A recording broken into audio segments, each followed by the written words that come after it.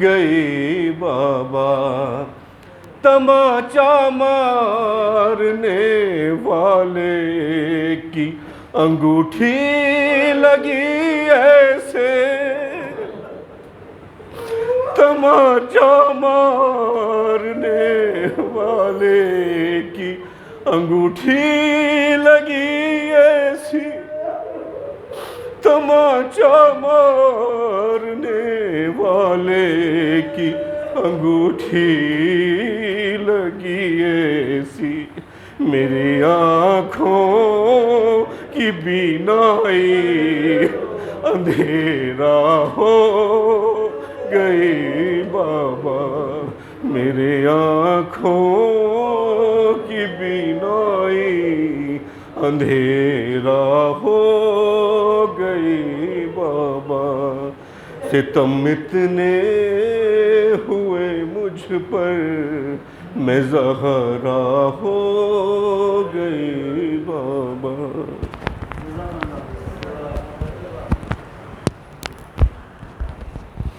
کھولنا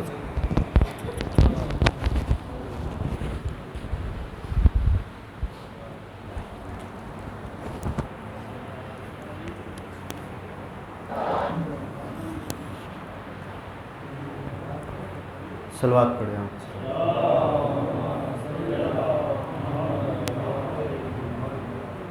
کیونکہ آپ پچھلے 2 دن سے مجلس کو خطاب کر رہے ہیں، اور جو اس کا موضوع ہے وہ ہے خلقت کا راز، اور آپ نے مجھے ایک کتاب بھی 5 محرم کو دی ہے جس کا نام ہے خلقت کا راز۔ وقت تو نہیں ہے انشاءاللہ، کبھی ہوا تو، ابھی میں نے اس کو پورا پڑھا بھی نہیں ہے، لیکن کچھ چیپٹرز جو ہیں وہ مجھے اس میں ماشاءاللہ سے کچھ چیزیں ایڈ بھی کرنی ہیں، اور کچھ چیزیں ایسی ہیں جو کافی خوبصورت ہیں۔ ایک صلوات پڑھیں آپ حضرات۔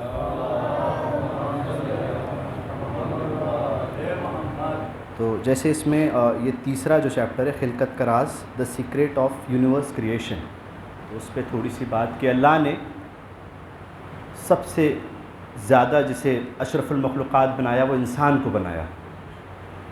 جیسا کہ پچھلی مجلس میں بھی آپ نے سنا کہ ہم جو ہیں وہ ابھی تک یہی نہیں ڈیسائیڈ کر پائے ہیں کہ کب کوئی یہ کہتا ہے کہ ہم ملکی وے میں ہیں، کبھی کوئی کہتا ہے کسی نبیلے میں ہے جس میں ہمارا ارتھ ہے۔ تو اس پہ بھی کہ اللہ نے ساری دنیا کو جب پوری سب انسان کو بنایا تو سب کچھ دور دور بنایا، مطلب ایک جگہ سے دوسری جگہ بہت دور، مطلب اگر پلینٹس کی بات کریں تو ایک پلینٹ سے دوسرا پلینٹ بہت دور، اور اگر ہم دوسرے پلینٹ پہ جائیں گے تو ہم زمین پہ چلیں گے تو ہمیں کلومیٹرز میں جانا پڑے گا، لیکن اگر ہم یونیورس پہ چلیں گے تو ہم کو لائٹ ایئر میں جانا پڑے گا۔ لائٹ ایئر یعنی روشنی کی سپیڈ سے، مطلب نورانی سپیڈ سے ہم جائیں گے تو ہمیں لائٹ ایئر کا سفر طے کرنا پڑے گا، تب ہم دوسرے پلینٹ تک جا پائیں گے، تب ہم دوسری جگہ تک پہنچ پائیں گے۔ اللہ مطلب اور پلینٹس میں بھی اللہ نے کچھ ایسے پلینٹ بنائے کہ کچھ تو ایسے بنائے جس میں ہیروں کی بارش ہوتی ہے، کچھ تو ایسے بنائے کہ جس کے میٹل کا ایک ٹکڑا اگر زمین پہ آ جائے تو زمین کی جو اس کی قیمت ہے اس کی 64 گنا زیادہ اس کی ویلیو ہے۔ کچھ تو اللہ نے پلینٹ ایسے بنائے کہ آج بھی اس پلینٹ میں اگر آپ جائیں گے تو کچھ نہیں ہے، صرف اور صرف جواہرات کی بارش ہو رہی ہے۔ تو اللہ نے سب کچھ دور دور بنایا، لیکن جب اللہ نے انسان کو بنایا تو سب کچھ انسان کے اندر رکھ دیا۔ مطلب پلینٹ تو اللہ نے دور دور بنائے، لیکن انسان کو جب بنایا تو انسان میں سب کچھ رکھ دیا۔ آپ کوئی ڈاکٹر بیٹھا ہے تو میری بات کی تائید کرے گا، انسان کے اندر سارا کچھ موجود ہے۔ بتائیے انسان کے اندر گولڈ ہے کہ نہیں؟ انسان کے اندر انرجیز ہیں کہ نہیں؟ انسان کے اندر لائٹ ہے کہ نہیں؟ انسان کے اندر تہ زندگی ہے کہ نہیں؟ انسان نیتوں میں چھپا ہے کہ نہیں؟ نیتیں انسان میں چھپی ہے کہ نہیں؟ اس کا مطلب کوئی چھپا حوالہ چھپا ہے جو اس دنیا کو بھی چلا رہا ہے۔ صلوات پڑھیں آپ حضرات۔ تو اللہ نے جب انسان کو بنایا تو انسان کے اندر سب کچھ رکھ دیا، اسی لیے کہا گیا انسان کو اللہ نے اشرف المخلوقات بنایا، مطلب ساری چیزیں انسان کے تابع کر دی۔ اس کے بعد آپ جائیں تو اللہ نے نبی بنائے، تو انسان کو جب بنایا تو انسان کے نقص کو ہٹا دیا تو اللہ کا نبی بن گیا۔ ہائے آپ شاید بات تک نہیں پہنچے، مطلب انسان پانی میں ڈوب جائے گا، انسان پانی میں ڈوب جائے گا، موسیٰ پانی میں نہیں ڈوبیں گے، موسیٰ پانی میں جائیں گے تو 12 راستے بن جائیں گے۔ انسان آگ سے جل جائے گا، کوئی بھی انسان ہو، چاہے ہندوستان کا ہو، چاہے بیرون ملک کا ہو، چاہے بر صغیر کا ہو، انسان آگ میں جائے گا تو مر جائے گا۔ ابراہیم آگ میں جائیں گے تو آگ گلزار ہو جائے گی، ابراہیم آگ میں جائیں گے تو آگ گلزار ہو جائے گی، مطلب انسانوں کے نقص کو ہٹا دیا تو نبی بنا۔ اور اب سنیے، نبیوں کے نقص کو ہٹا دیا تو ماں کا حیدر بنا، اللہ کا ولی بنا، مصطفیٰ کا علی بنا۔ صلوات پڑھیں آپ حضرات۔ تو یہ اس میں شاید کچھ نقطے بھی، مطلب اس کو میں نے تھوڑا مجلسی انداز میں جو ہے وہ کریٹ کر دیا، تو کافی مطلب خلقت کا راز کہ انسان کا کریشن کس لیے ہوا۔ اور یہ ایک اور اس میں ایک اچھا چیپٹر تھا، وہ شاید میں نے سماعت بھی کیا، کہ قرآن میں جیسے ہے کہ بسم اللہ الرحمن الرحیم، تمام حمد اللہ کے لیے، اس میں پھر اس میں آپ نے یہ بھی لکھا ہے کہ رگ وید میں یہ کہاں مینشن ہے، اور یجروید میں 4 ہی وید ہیں، رگ وید، یجروید، سام وید اور دھر وید، تو ان ویدوں میں یہ کہاں مینشن ہے، تو اس میں کچھ ہے، انشاءاللہ پھر کبھی ہوگا، کیونکہ مجلس کا میرا موضوع جو چل رہا تھا مدرسے میں پورا نہیں کر پایا، انسان، اسلام اور غدیر، اس میں انشاءاللہ میں کوشش کروں گا کہ خلقت کا راز جو کتاب ہے اس میں سے میں کچھ باتیں پیش کروں۔ ایک صلوات پڑھیں آپ ذرا۔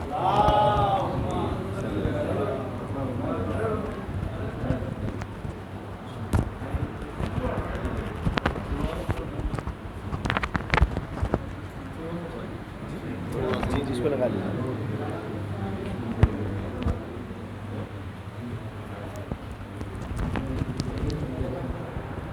تھوڑا ایک نعرہ صلوات۔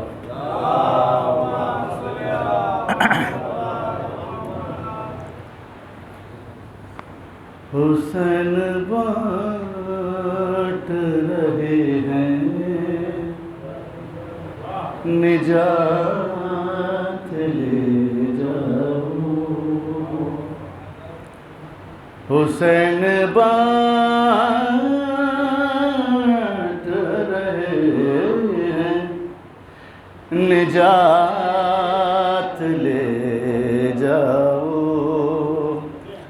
کچھ آنسوؤں کے وزن کائنات لے جاؤ، حسین بانٹ رہے ہیں نجات لے جاؤ، یہ کربلا ہے یہ معجزہ نما کی بستی ہے،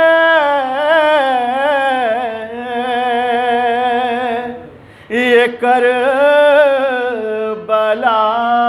ہے یہ معجزہ نما کی بستی ہے، ارے کفن میں اس کے لپیٹو حیات لے جاؤ، حسین بانٹ رہے ہیں نجات لے جاؤ،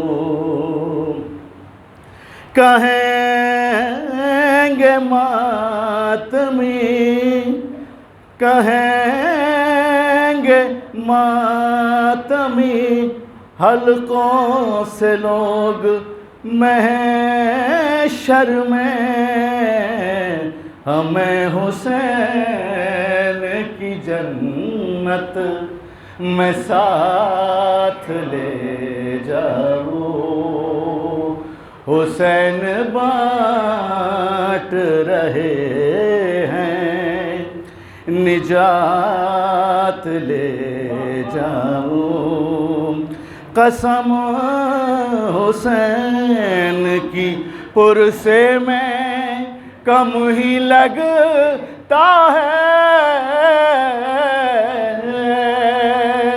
قسم حسین کی پرسے میں کم ہی لگتا ہے، ارے بلند جتنا بھی ماتم میں ہاتھ لے جاؤ، حسین بانٹ رہے ہیں نجات لے جاؤ، او خدا خدا اتارنے والا ہے صدقہ مہدی کا،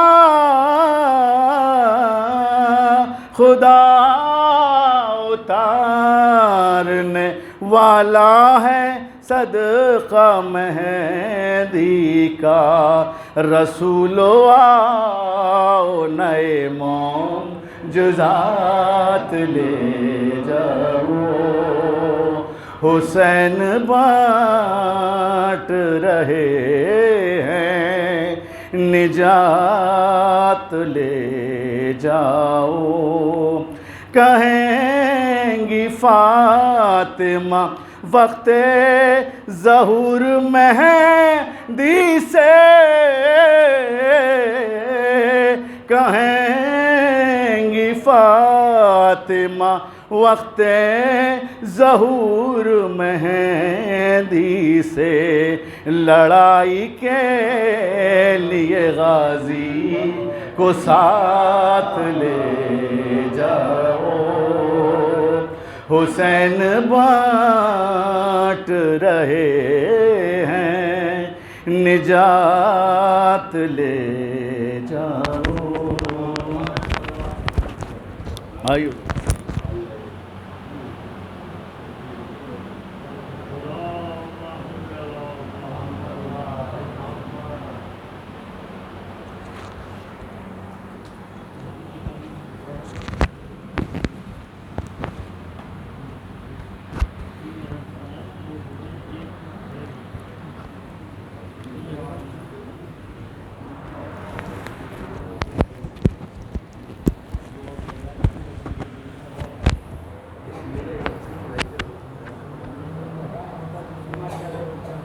اعوذ باللہ من الشیطان الرجیم، بسم اللہ الرحمن الرحیم، الحمد للہ رب العالمین، والصلاة والسلام علی سیدنا وشفیع المذنبین ابو القاسم محمد وأہل بیتہ طیبین الطاہرین، اما بعد فقد قال وذوق القائلین، بسم اللہ الرحمن الرحیم۔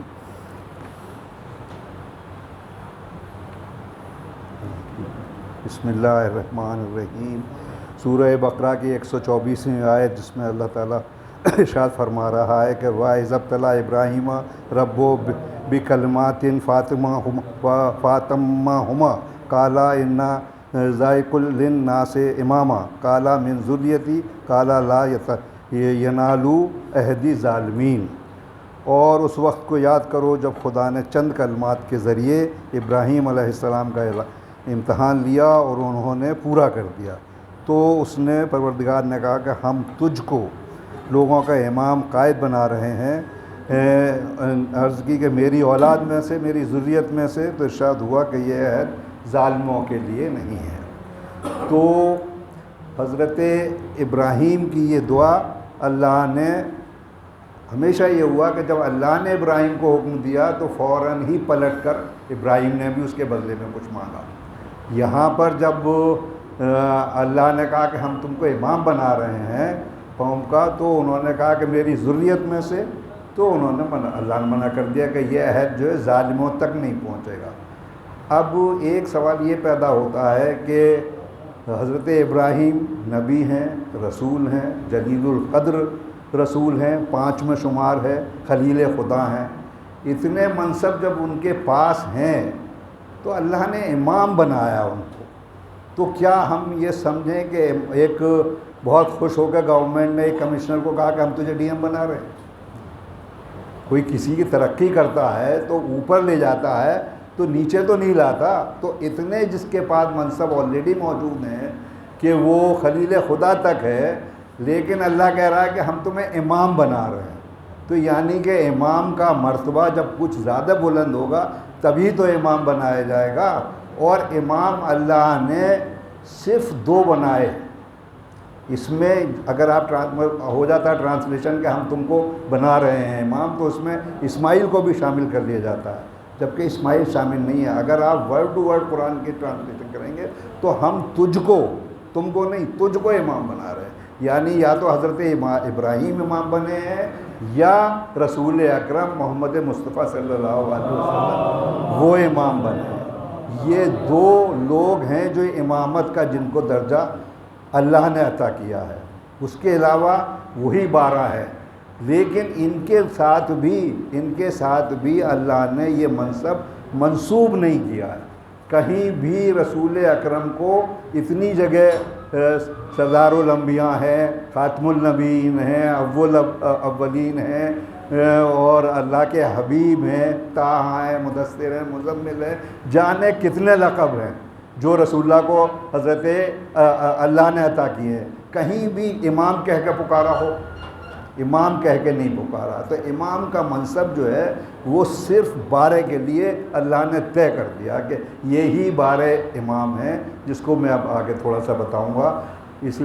اب میں تھوڑی سی یہ بات کہہ لوں کہ انہوں نے مہندی میاں نے میری یہ کتاب میں نے 4 سال میں لکھی ہے، اور جب تک مجھے معلوم نہیں تھا کہ یہ پبلش بھی ہوتی ہے تو میں نے 1.25 لاکھ روپے اس پہ خرچ کیا تھا۔ 500 کتاب انہوں نے چھپوا دی، میرے پاس بہت ہے۔ پھر پبلشر نے چھاپی تو وہ 10 دیتا ہے، پھر اسی سے سپلیمنٹ کرتے ہوئے ایک میں نے یہ، اور اس کا اسی کا حصہ ہے کہ ہر چیز ساتھ کیوں ہے، اللہ کو ساتھ سے اتنا لگاؤ کیوں ہے کہ ہر چیز ساتھ ہے، ہر مذہب میں ساتھ۔ آپ دیکھ لیجئے کہ ہندوازم میں ساتھ کا کتنا وہ ہے، شادیوں میں 7 پھیرے، 7 وچن، اور ساتھ ہی جو ہے ویسے دیکھیے تو زمین 7، آسمان 7 کے، ہماری زمین کا جو پہلا آسمان ہے اس کے 7 طبق، پھر 7 آسمان۔ کرسچینٹی میں 7 words to the cross, 7 words from the cross, یہ سب دنیا کا، ان کے یہاں یہودیوں کا وہاں بھی 7 کا بہت ہوا ہے، اور اسلام میں تو 7 کا ہے ہی ہے۔ اور تو اس کے پیچھے کوئی بیک گراؤنڈ ہے، اللہ کو اتنا پسند ہے 7 کہ وہ ہر جگہ 7، یعنی کہ جو ہالی ووڈ والے بھی ہیں وہ بھی 007 ہی کہتے ہیں، وہ بھی 7 ہی کہتے ہیں، کچھ اور نہیں کہتے۔ تو 7 کی اہمیت کیوں ہے اتنی، یہ میں نے اس کی کتاب میں، چھوٹی سی کتاب ہے، اس کو سپلیمنٹ کرنے کی کوشش کی۔ اس کو پبلشر نے چھاپا، میں نے نہیں چھاپا، مجھے 10 کاپی ملتی ہیں۔ اس کے بعد بھی ایک کتاب لکھی ہے، اور اب میں ایک کتاب کوشش کر رہا ہوں کہ قرآن میں جو اشارے ہیں سائنس کے لیے، وہ میں ان کو تھوڑا سا لکھا ہے کہ قیامت کے دن تم کو تمہارے 4 ہیڈ سے یہاں سے پکڑ کے اٹھایا جائے گا۔ اب یہاں کون سے بال ہیں، یہاں سے کیسے پکڑ کے کھینچا جائے گا؟ تو یہ 4 ہیڈ جو ہے نا، اس کی ایک بہت اہمیت ہے۔ جب آپ سائنس میں جائیں گے تو وہ ہو جائے گی۔ اب بات یہ بہت میرے موضوع سے ہٹ کے ہو جائے گی۔ تو اب کہنا یہ ہے کہ اللہ نے یہ ان کو خواب دیا تھا، تو حضرت ابراہیم کا خواب میں اپنے عزیز ترین کی وہ دو قربانی دو۔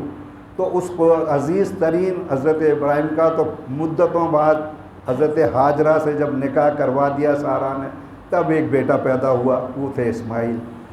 اور وہ بار بار انہوں نے اسماعیل سے 3 دن پوچھا کہ میں 3 دن خواب دیکھ رہا ہوں، تو انہوں نے بھی یہی کہا کہ یہ میری قربانی کا ذکر ہو رہا ہے۔ حالانکہ حضرت ابراہیم نے اور بھی شادی کی، ایک لیڈی تھی قطورہ سے ان کے 3 بیٹے ہیں، مدان اور یکشان، اور پھر اس کے بعد سارہ سے ہوئی ہے۔ تو یہ آج بھی جو ملکوں کے نام مدائن اور مدان ہیں وہ حضرت ابراہیم کی اولادوں میں ہیں۔ ایسا نہیں کہ ان کی 2 ہی شادیاں ہوئیں، شادیاں 3 ہوئیں۔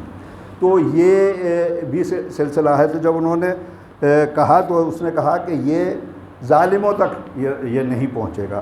تو اب اس میں جو ہے مدان کی اولادوں میں، مدائن کی اولاد میں، اور حضرت ان کے الیاس جن کے بیٹے اسرائیل ہیں یعنی یعقوب، ان کی اولادوں میں سارے پیغمبر آئے ہیں۔ حضرت ایوب آئے، موسیٰ آئے، ہارون آئے، الیاس آئے، شمیول آئے، یوسف آئے، حضرت داؤد آئے، سلیمان آئے، یوشع آئے، ارمیہ آئے، برقیہ آئے، آصف آئے، عیسیٰ آئے۔ ایک سلسلہ ہے جو ان کی ہی اولادوں میں سارے نبی و پیغمبر آتے رہے، ادھر کوئی بھی پیغمبر نہیں آیا۔ لیکن جب کعبے کا کہا گیا کہ ان کی دیواریں اٹھاؤ، وہ کعبہ کو حضرت ابراہیم اور حضرت اسماعیل نے نہیں بنایا، یہ تو حضرت آدم نے بنایا۔ لیکن ان سے جب کہا گیا کہ جب دیواریں ڈھہ چکی تھیں کہ اس کا وہ اٹھاؤ، تو پھر انہوں نے اس وقت یہ 2 آیتیں ہیں سورہ بقرہ کی 127 اور 28 کہ اس وقت کو یاد کرو جب ابراہیم اور اسماعیل خانہ کعبہ کی دیواروں کو اٹھا رہے تھے، اور دل میں یہ دعا پڑھ رہے تھے کہ پروردگار ہماری محنت کو قبول فرما اور تو بہترین سننے والا ہے۔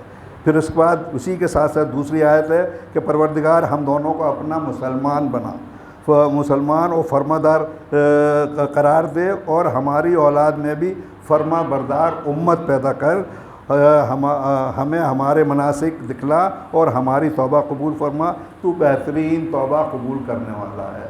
یعنی وہ باپ بیٹے جو کہ سارے منصبوں پر ہیں، وہ اللہ سے یہ دعا کر رہے ہیں اور اللہ سے کہہ رہے ہیں کہ ہمیں مسلمان بنا۔ یہ جو ہم کو ولدیت میں مل گیا ہے اسلام و مسلمان، یہ وہ مسلمان نہیں ہے جو اتنے 2 نبی و پیغمبر، اتنے جلیل القدر، اتنا سب ہونے کے بعد یہ دعا کریں کہ یا پروردگارہ ہمیں مسلمانوں میں قرار دے اور ہمیں تو اپنا مسلمان بنا۔ تو اب آپ سمجھ لیجیے کہ کتنی بڑی اہمیت ہے صرف مسلمان ہونے کی۔ صلوات دے دیجیے۔ اب حضرت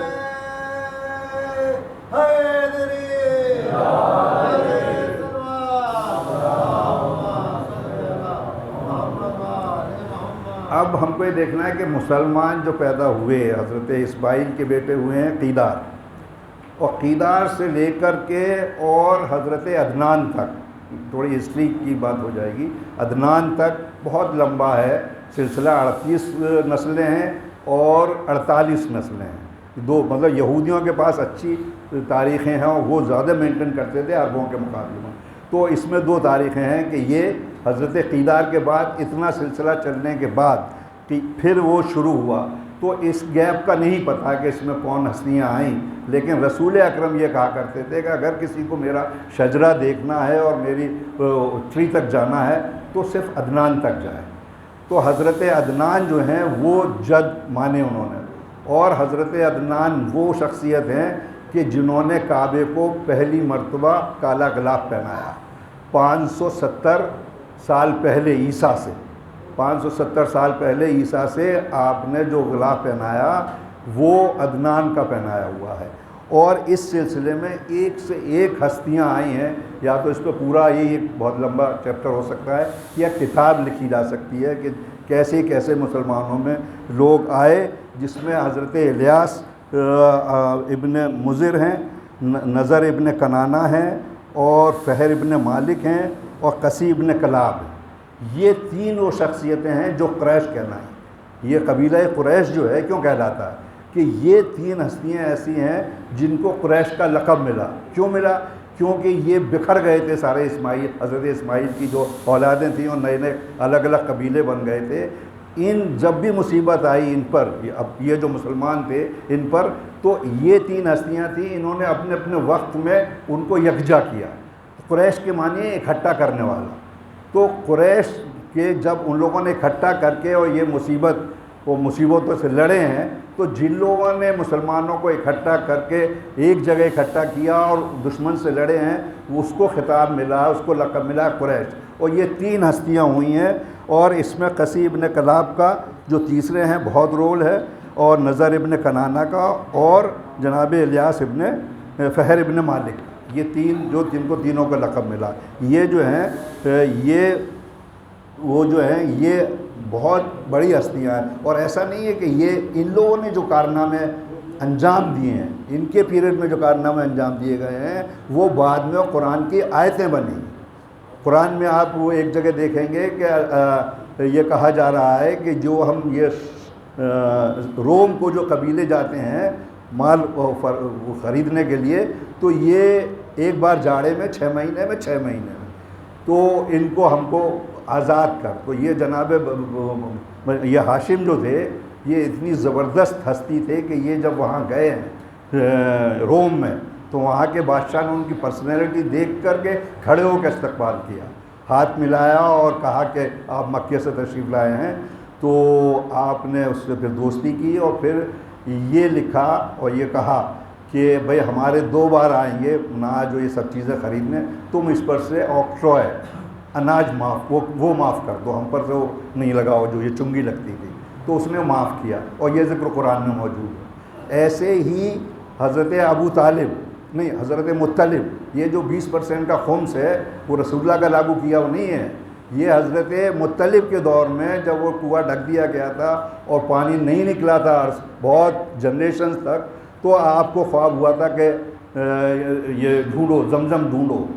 تو جب انہوں نے مکے والوں سے کہا کہ بھئی چلو زمزم ڈھونڈیں، تو انہوں نے کہا تم ڈھونڈو بھائی، ہم نہیں ڈھونڈتے، ہم تو ڈھونڈ کے تھک گئے. ریتیلی متین وہ تھی مٹی، کہاں پر بھر دیا گیا ہم کو نہیں علم ہے، تو اب تم ڈھونڈو. اور ان کا ایک بیٹا تھا، وہ باپ بیٹے لگے رہے، اور اس کا کیا نام تھا، وہ باپ بیٹے لگے رہے. جب یہ پھر سے نکل آیا تو مکے والے پہنچ گئے کہ یہ تو ہماری سرزمین میں اور اس میں ہمارا بھی حصہ ہے. تو حضرت بہت ناراض ہوئے حضرت مطلب کہ جب ہم نے اتنی محنت کی، رات و دن لگے رہے، جب تک تو تم کوئی مدد کے لیے نہیں آئے، اب تم اپنا حصہ بانٹنے آ گئے. تو اس میں سے وہ جو پچھلا قبیلہ گیا تھا اس کا پورا وہ ہے کہ اس میں سارے جو اس کے تھے، جو آپ کہہ لیے جو اس میں عملہ یہ وہ اس طرح کی جو بھی چیزیں رکھی جاتی تھیں، وہ سب جو تھے وہ آ کر کے تو انہوں نے کعبے میں رکھ دیے کہ اس کی پراپرٹی تھی. اور کچھ اور چیزیں جو نکلی پانی کے لیے، انہوں نے کہا کہ یہ پانی جو ہے وہ جتنے بھی حاجی آتے ہیں ان کے لیے میں فری رکھوں گا، ان کو فری دیا جائے گا، پانی پہ کوئی ٹیکس نہیں لگے گا. اس کے علاوہ جو اور پراپرٹیز نکلی تھیں جو وہ دفنا کے چلا گیا تھا، سونا چاندی، اس میں انہوں نے کہا کہ اس میں صرف حصہ بٹے گا، اس میں بھی 20% جو ہے نا وہ تم کو نہیں ہے، نہ وہ میرا ہے نہ تمہارا ہے، وہ عوام کا ہے، جو ڈیزرونگ لوگ ہیں ان کا ہے. وہ 20% کا خمس تھا جو رسول اللہ نے لاگو رکھا. تو 570 سال سے لے کر کے اور رسول اللہ تک جو بھی وہ ہوئے ہیں، وہ انہوں نے جنہوں نے وہ کیا، حالانکہ بہت سی بدعتیں ہو چکی تھیں جو رسول اللہ نے حج کے دوران اس کے سب روکی، لیکن وہ چیزیں جو آپ کے جد نے جیسے حضرت عدنان نے وہ چیزیں نہیں ہٹائیں، وہ وہی رکھیں جو کہ اس میں تھی، کیونکہ وہ بالکل عین مطابق الہی اللہ کی مرضی کے مطابق تھیں، تو اس کو کوئی چینج نہیں کیا گیا. یہ 20% کا جو خمس کا صدقہ ہے وہ حضرت مطلب کا ہے، رسول اللہ کا نہیں ہے، لیکن ایز اٹ از رسول اللہ نے ان کو لاگو کیا. صلوات بھیج دیجیے.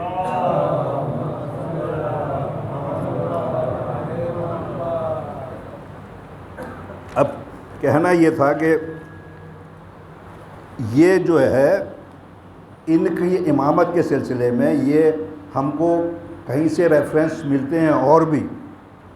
تو ایک سورہ انبیاء کی 105ویں آیت ہے کہ وَلَا كَتَبْنَا فِي الزُّبُورِ مِن بَعْدِ ذِكْرِ أَنَّ الْأَرْضَ يَرِثُهَا عِبَادِهَا الصَّالِحُونَ.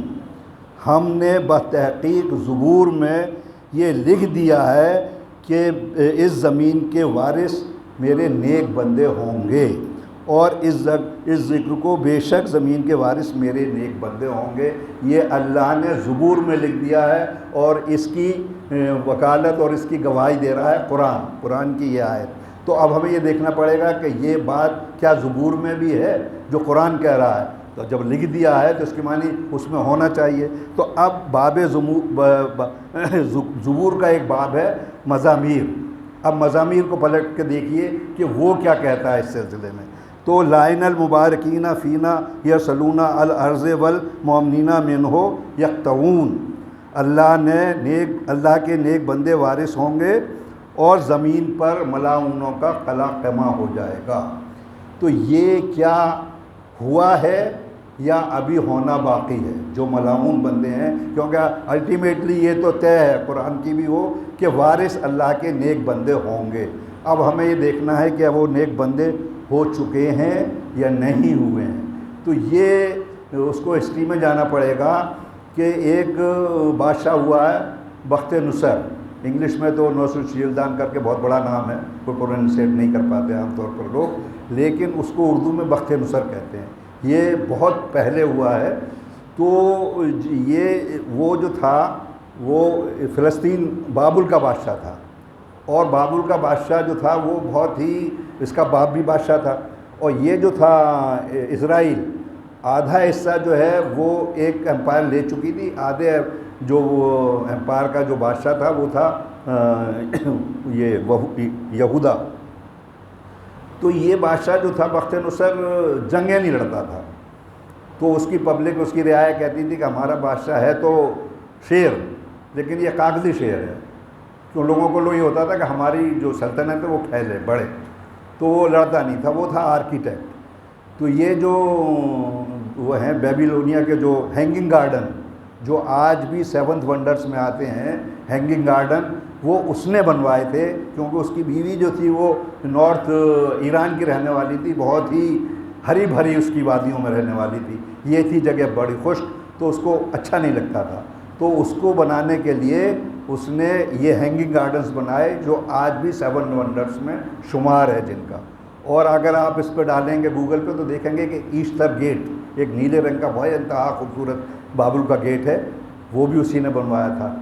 تو یہ سب رہا، لیکن جب اس کے باپ کا انتقال ہوا اور خراج عقیدت دینے یہودا نہیں آیا، اور اس کا جو ریونیو ہوتا تھا، کیونکہ اس کو اسٹیٹ مانتا تھا، تو اس کا جو ریونیو کلیکشن ہوتا تھا وہ بھی بند کر دیا، تب اس کو غصہ آیا اور اس نے فوج اکٹھا کی، اور پھر جو اس پر اس نے چڑھائی کی ہے تو پورا یہ سولومن نے ٹیمپل پورا برباد کر دیا، ساری جلا دی، لائبریریز جلا دی، ساری کتابیں جلا دیں، اور اس کو بادشاہ سمیت پکڑ کر کے لے گیا اپنے اس میں بابل میں۔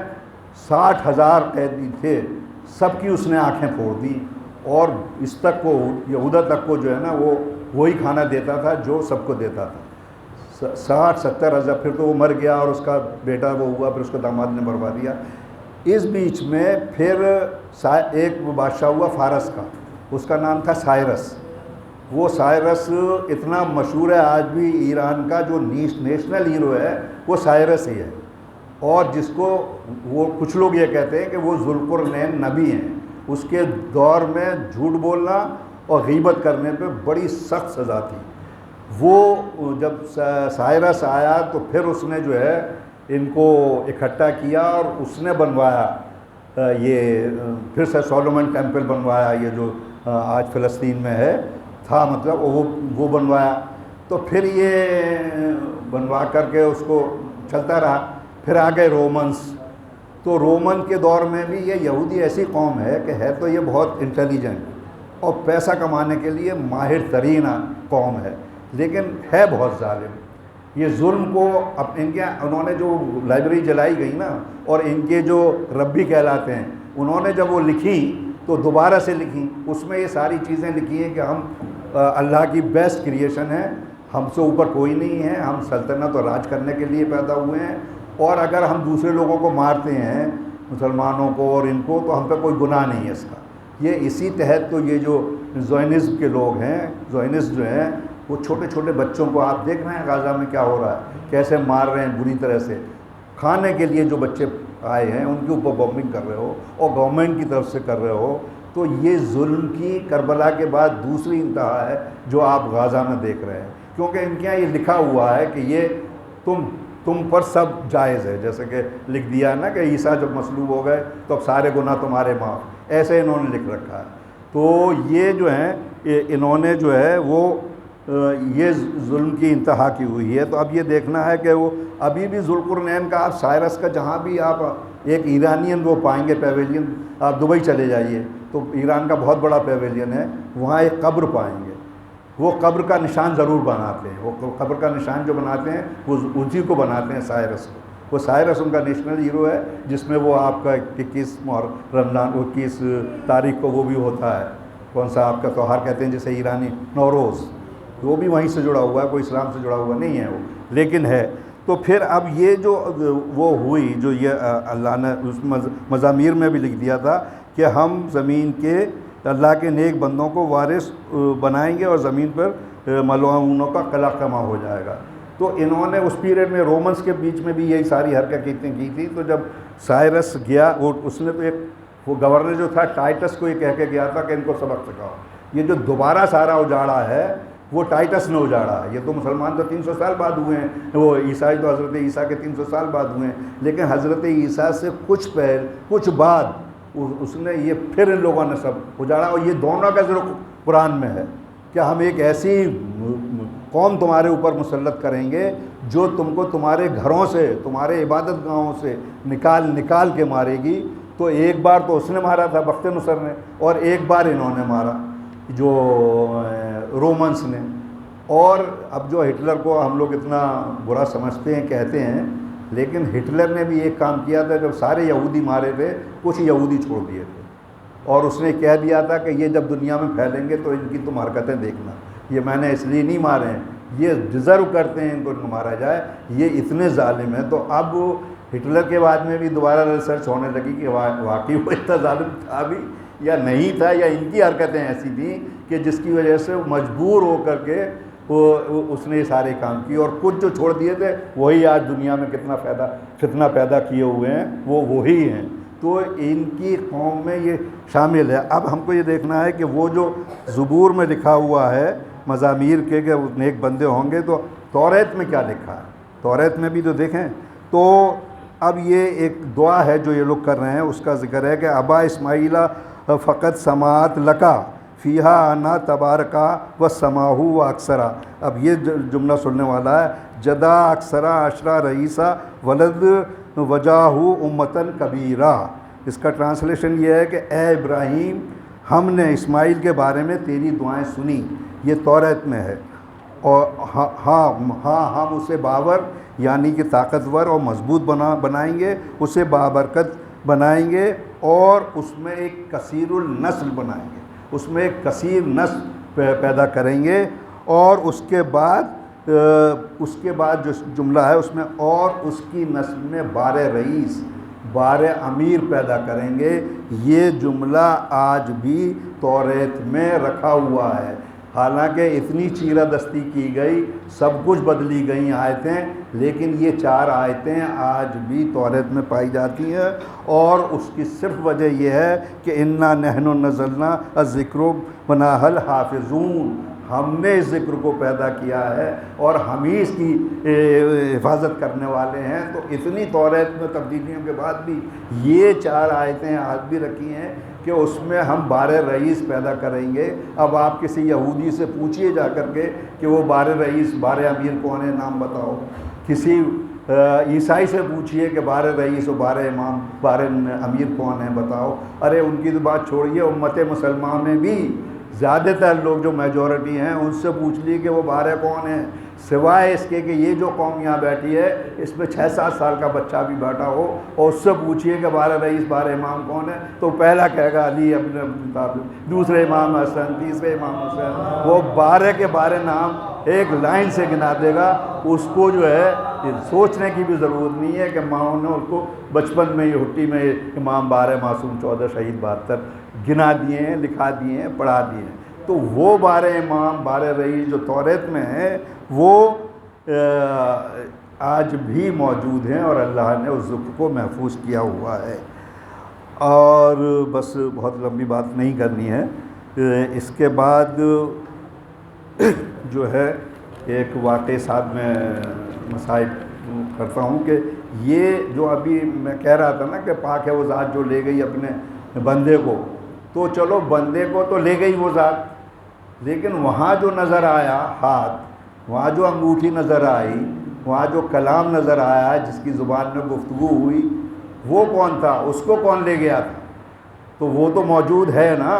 تو پھر ہم یہ کہہ سکتے ہیں نا کہ وہ مرتبہ، اب آپ کہتے رہیے کہ صاحب علی کو جو ہے وہ آپ پہ ان سے بڑھا دیتے ہیں. یہ ہم سے مت پوچھیے، اللہ سے پوچھیے، رسول سے پوچھیے. ہم تو صرف وہ کہہ رہے ہیں جو ہم نے پڑھا ہے اور جو سنا ہے.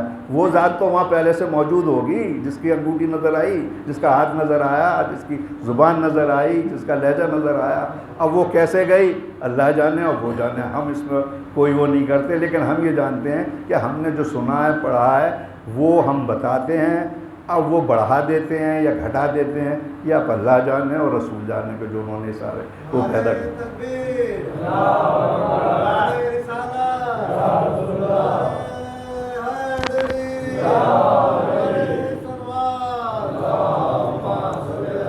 اب میں حضرت علی سے آج تاریخ، حالانکہ میرے پاس تو کوئی مصائب ایسے ہوتے نہیں ہیں، لیکن حضرت علی اکبر سے جڑی ہوئی تاریخ ہے، تو چند کلمات اس سلسلے میں آج کے مصائب کے. ایک دن ایسا ہوا کہ جب سارے صحابہ اور سارے نمازی پڑھ کے چلے گئے تو حضرت علی اور رسول اللہ مسجد نبوی میں رہ گئے. تو بس کوئی سنجیدگی کی بات چیت ہو رہی تھی کہ رسول اللہ بیٹھے ہوئے ہیں، سامنے ایک ایسے چھوٹا سا ٹیلا ہے، وہ تو چبوترے پہ بیٹھے ہیں جیسے آپ ٹیلے پہ بیٹھے ہیں، اور گفتگو ہو رہی ہے کہ اسی بیچ میں حضرت علی نے دیکھا کہ رسول کے چہرے کا رنگ جو ہے متغیر ہوا، کچھ بدلا، تھوڑی دیر بعد پھر وہ ہو گئی. تو جب اپنے وہ نارمل اس میں آ گئے تو رسول اللہ نے کہا کہ علی علی جبرائیل آئے تھے میرے پاس اور وہ کچھ کہہ کے گئے ہیں. اب وہ جو کہہ کے گئے ہیں وہ میں بعد میں بتاؤں گا. اس کا نتیجہ یہ ہوا کہ جب انہوں نے وہ بات بتا دی تو حضرت علی منہ کے بل زمین پہ گر پڑے، منہ کے بل زمین پہ گر پڑے. جب اٹھے تو رسول اللہ نے کہا کہ اے علی، ابھی مجھے جبرائیل نے بتایا کہ تمہاری موجودگی میں فاطمہ کے گال پر چھانٹا مارا جائے گا اور تم موجود ہو گئے. یہ حال تھا. پھر اب آپ کربلا میں آئیے. کربلا میں جو امام نے طریقہ بنایا تھا، جو سارے خیمے نصب جو تھے وہ سی شیپ میں ہوتے تھے، ادھر اور ادھر، اور بیچ والے اس میں امام نے اس کو زمین کو تھوڑا اونچا کر کے اور اس پہ گھوڑے پہ بیٹھ کے دیکھتے تھے جو جنگ ہوتی تھی. اس کے نتیجے میں یہ ہوتا تھا کہ ادھر کے لوگ، جس میں خواتین بھی ہوتی تھیں، لوگ بھی ہوتے تھے، تو وہ امام کو دیکھا کرتے تھے. وہ تو نیچے نہیں دیکھ پاتے تھے کیونکہ نشیب ہے ادھر. وہ امام کے چہرے کو دیکھا کرتے تھے کہ جنگ کیسی ہو رہی ہے. اور اسی میں شروع میں جو 3 خیمے تھے اس میں سامان اور یہ سب کا رکھا ہوا تھا جو کربلا میں آئے تھے. اسی میں وہ مشقیں بھی رکھی ہوئی تھیں جو اب بہت کچھ خشک ہو چکی تھی. تو اس خیمے میں جا کے یہ بچے جو ہیں وہ گال کبھی ادھر کبھی ادھر کر کے پیاز کے بعد لیٹا کرتے تھے، کچھ خشکی پہنچ جائے. اس میں سے 28 بچے ہیں جو کربلا سے چلے ہیں جب کوفہ ہوتے ہوئے وہاں کے لیے. 12 بچے صرف زندہ پہنچے ہیں کربلا میں، وہ بعد میں مدینے میں، جس میں ہمارے 5ویں امام بھی شامل ہیں. اس راستے پہ جائیے تو آج بھی آپ کو چھوٹے چھوٹے مزار ملیں گے جو کربلا سے کوفہ اور کوفہ سے شام کے راستے میں ہیں. وہ بچے اونٹوں سے گرتے رہے اور وہ ہوتے رہے اور سب شہید ہوتے رہے. تو وہ اس میں سے جو تھے تو وہ دیکھا کرتے تھے. جیسے ایک طرف 3 یہ تھے، پھر جناب زین العابدین کا تھا، پھر ان کا تھا لیڈیز کا، جیسے حضرت زینب کا ہے تو ان کے بغل سے اون محمد کا ہے. ادھر کی طرف حضرت عباس کا تھا، حضرت علی اکبر کا تھا، جناب زینب کے.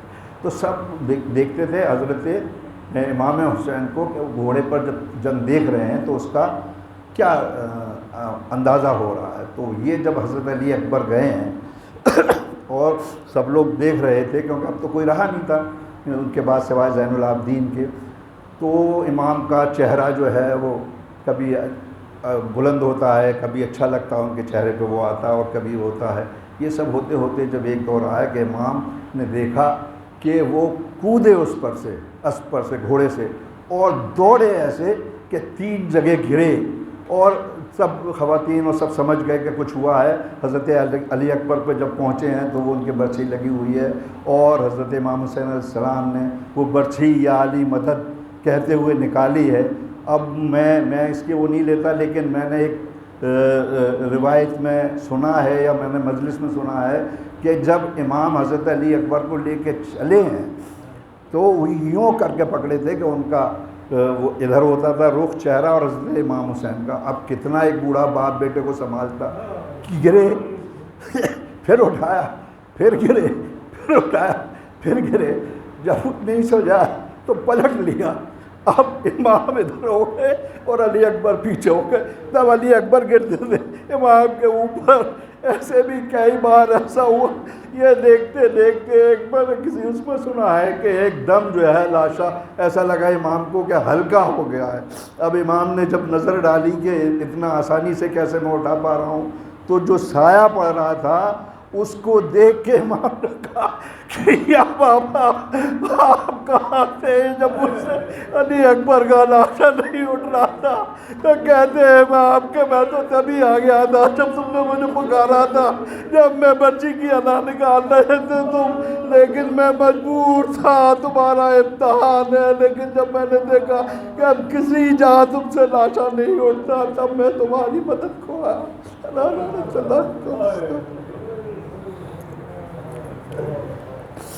ماتم حسین۔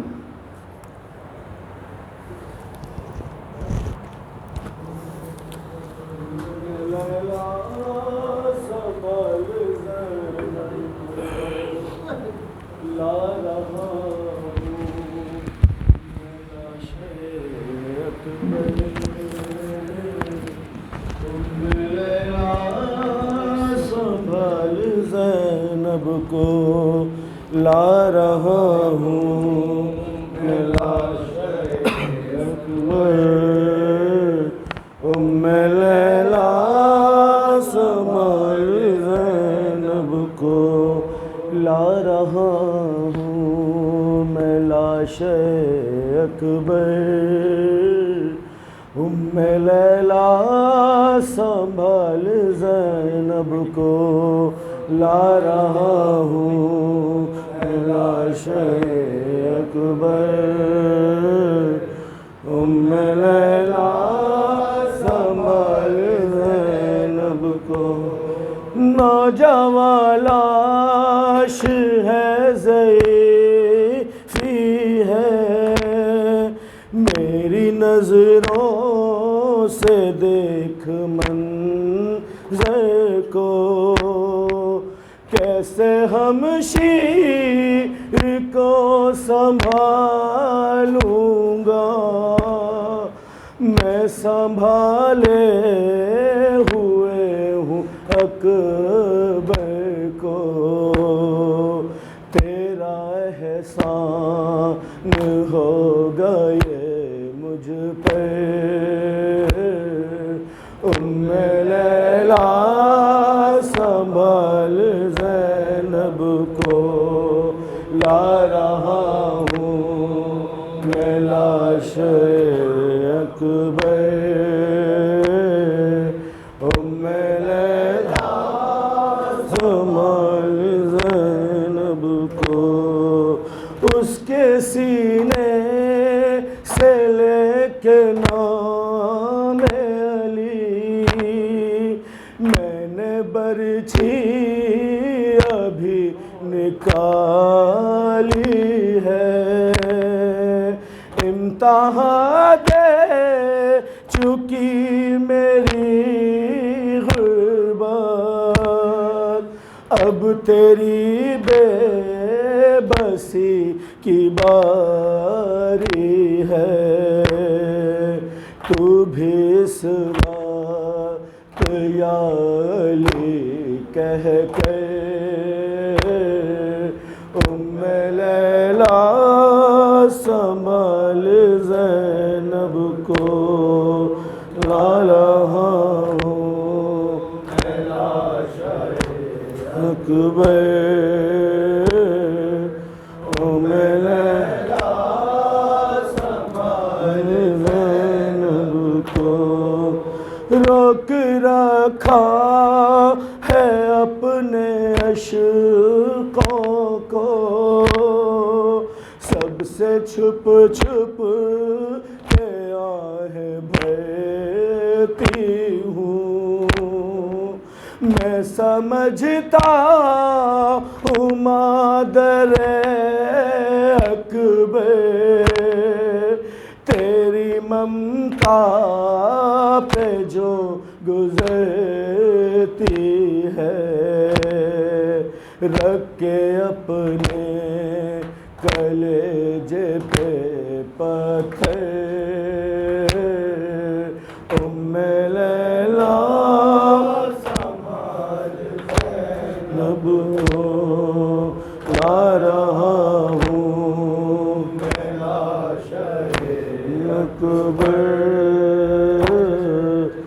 ام لیلا سنبھال زینب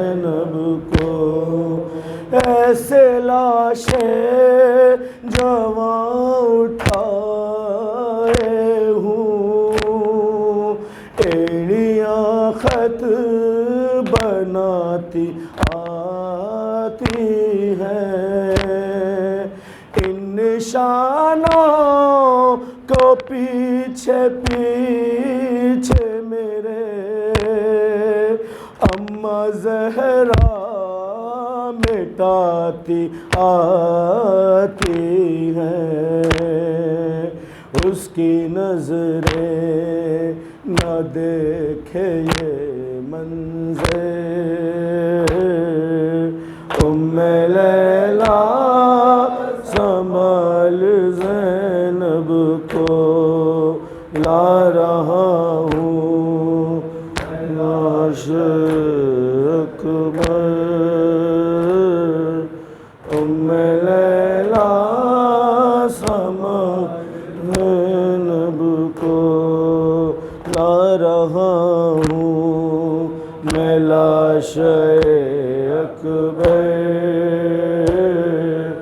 ام لیلا سنبھال زینب کو، دو نگینے تھے اس کی گودی میں، دونوں اکبر پہ کر دیے صدقہ، صبر ایسا کہ اپنے بیٹوں پہ میں نے روتے اسے نہیں دیکھا ہے، مگر اب یہ لاش اکبر،